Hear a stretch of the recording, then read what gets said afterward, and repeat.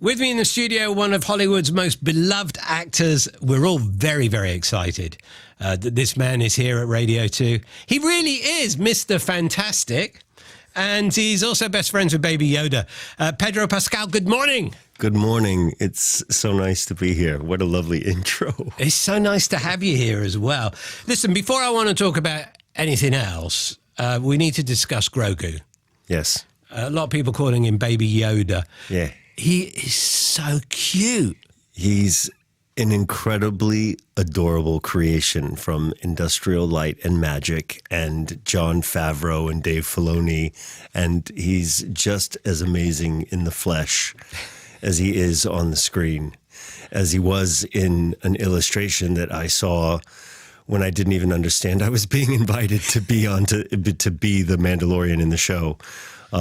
There was a writer's room with the story illustrations of the entire first season of the show. And you know, of course, my eyes landed on this gorgeous, large-eared, big-eyed creature. And I was like, oh, this is gonna hit. I'm going to have some serious competition here. Is that it was good to know from the start that the show would be taken care of by a little creature and not by me. Did you realize then how big he would become? Yeah, you know, it was the only secret that I've ever kept because I felt like it. I knew it would have an impact. I was born in 1975, so I saw there had to have been a re-release of the first Star Wars movie, Episode 4, of the Star Wars series, because I did see it in the movie theater. I have very beautiful, semi-traumatizing imprints from my childhood. You know, the trash compactor. 3PO! Come in, 3PO! Obi-Wan Kenobi getting decapitated, you know, these things that you see as a child and never forget. They're quite traumatic. They're very, very traumatic in the best way. and so, of course, there's Yoda. And when you see, and you know, Gremlins was another thing that I saw in the movie theater. So there's the that the was gizmos. proper scary. Yeah, but it was still something I saw as a child and loved. Yeah. And I loved the scary comedy of it.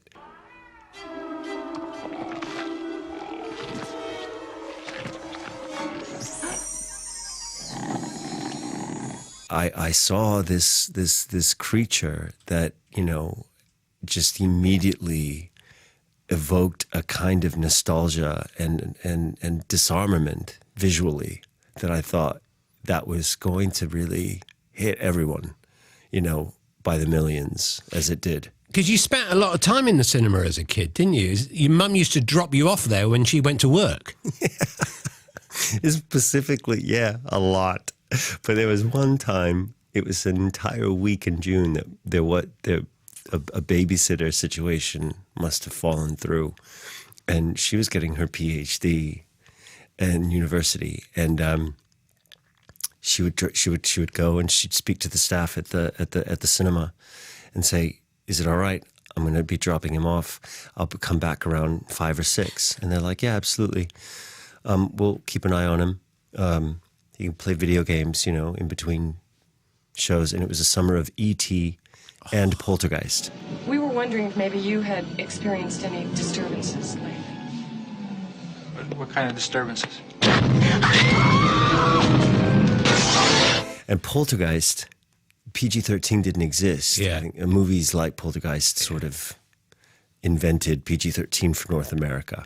But it was PG at the time, of which, you know, I argued. Scared the living daylights out of you. Yeah, but it was such a, it did in the best way. It was like being on a ride.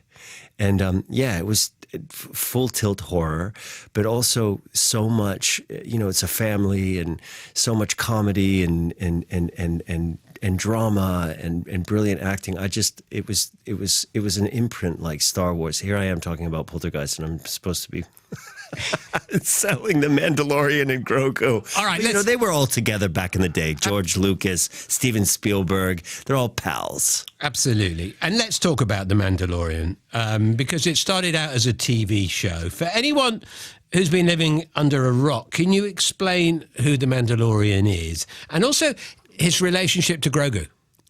The Mandalorian is a bounty hunter, first and foremost, as we meet him in the beginning of the series.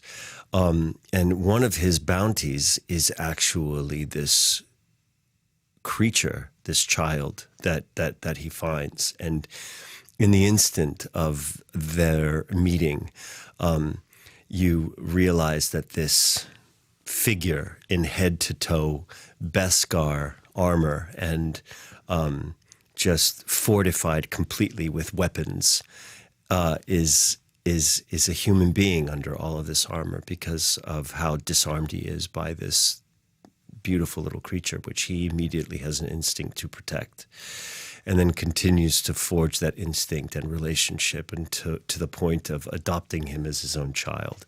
And so now we are in full father-child mode for the movie The Mandalorian and Grogu. The creature insisted on his name being in the title once we hit the big screen. Were you happy about he's like, that? I've been stealing the show. I've been cool with it from the beginning. Didn't your agent have something to say about this? I said, just let him have what he wants. He's our ticket. He's our ticket. And, he's been stealing the show from the very beginning. It's only fair that he be in the title. It must be so special for you to see The Mandalorian on the big screen because, it started off and you're watching it on your telly. I watched it on the IMAX. I mean, oh my word, you're like right in the middle of the movie. Yeah. It's so much more powerful, isn't it? Yeah. And Jon Favreau, who directed The Mandalorian and Grogu and birthed the streaming series, he loves movies so much, We're in competition, I think, with each other of our love of cinema.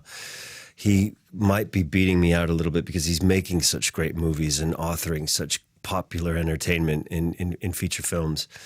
And so what's incredible is that some of his favorite big screen experiences are so put into this movie.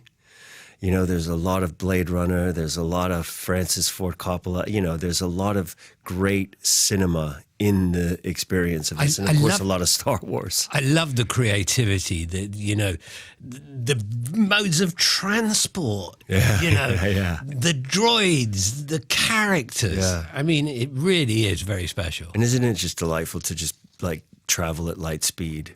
Yeah. And the light show that is. It takes you back to being a kid and being in the cinema with your father, your mother, your family.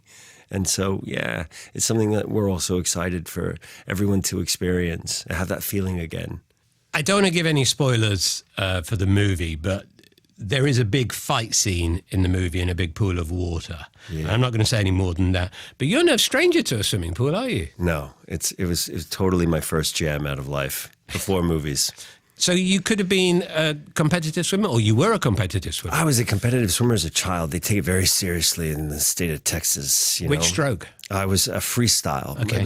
I was made to. Do you call it freestyle here? Yeah, front crawl. Yeah, front crawl. It was the 50 medley, and I was at the end in freestyle.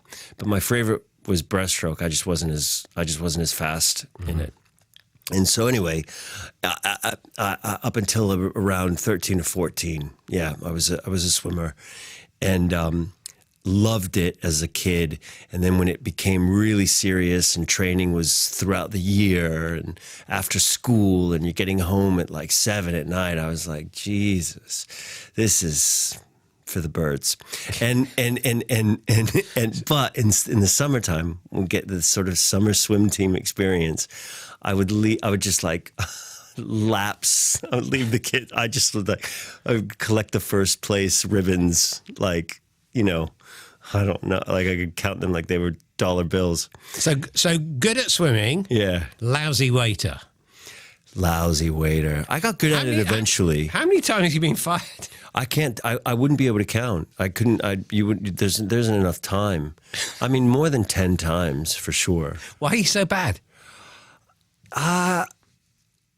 It's a skill, and you've got to. It's a physical labor. It is a tremendous amount of multitasking, of service and respect, and reading a room and the customer's needs and the manager's needs and the function of the restaurant. I think it was always in New York and Manhattan. I every restaurant I ever worked in or bartended at was in Manhattan, and it's just high octane service, and I couldn't keep up. I got around to it. It took me years, but I was able to maintain a job that I had to leave because I finally got a play, and this was a restaurant in the middle of Times Square, and we'd had the pre-theater and the post-theater hit, which was just, a labor of which, harder than the swimming, harder than Gladiator 2. That's where I really got my training. Harder than Game of Thrones. I have to talk about Game of Thrones because I am just the biggest fan. And I loved Oberyn. Yeah, he's the best. You lost, friend? Forgive me for staring. I don't see many Lannisters where I'm from. I don't see many Dornishmen in the capital. You don't like the smell? Game-changing role for you, that, wasn't it? Absolutely. It changed everything. I was a jobbing actor up to that point. I spent many, many years going on casting calls, but never being able to get a job.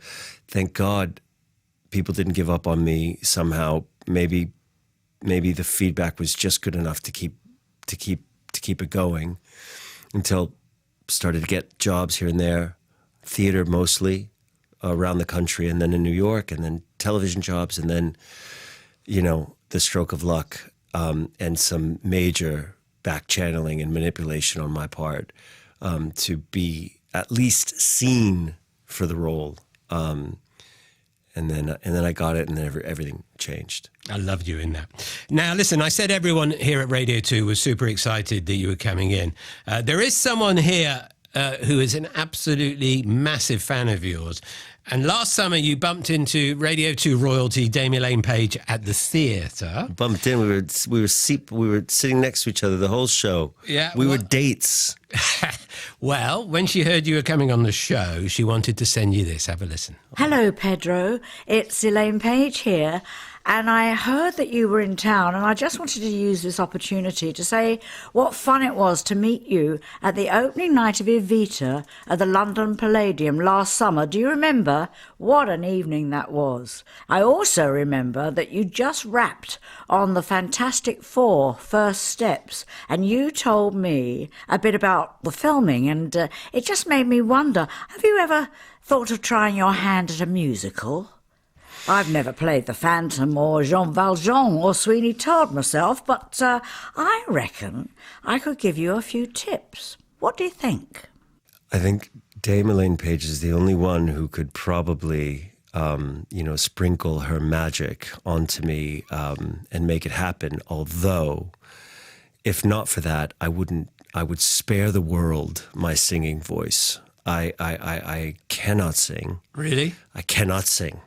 I cannot sing. I have been sent on auditions, the most humiliating experiences of my life, and they keep on saying they just want an actor who can carry a tune. You can carry a tune. And I'm like, okay, yeah, you're right, I can carry a tune, only to find out in the presence of casting directors and important directors and an accompanist that I cannot carry a tune. It's funny, it's like when I chatted to Stanley Tucci, he said exactly the same thing. I'm telling you, I wish, if I could sing, I would have never left New York. Elaine mentioned the Fantastic Four First Steps. Yeah. And you're going to be in the new Avengers movie, is that right? Yeah, same character. Wow. Yeah. And you met up with Robert Downey Jr.? Oh, yeah. You went to his home for some homework or something? Yeah. Yeah. What does that involve? Homework with Robert Downey Jr., yeah. A lot of good food, really. He loves to feed you like an Italian mother. It's crazy. He cookies, everything. If you're with him, he is trying to feed you food. Listen, it's been so much fun chatting to you today. Thank you so much, Pedro. Thank you so much. It's been a pleasure.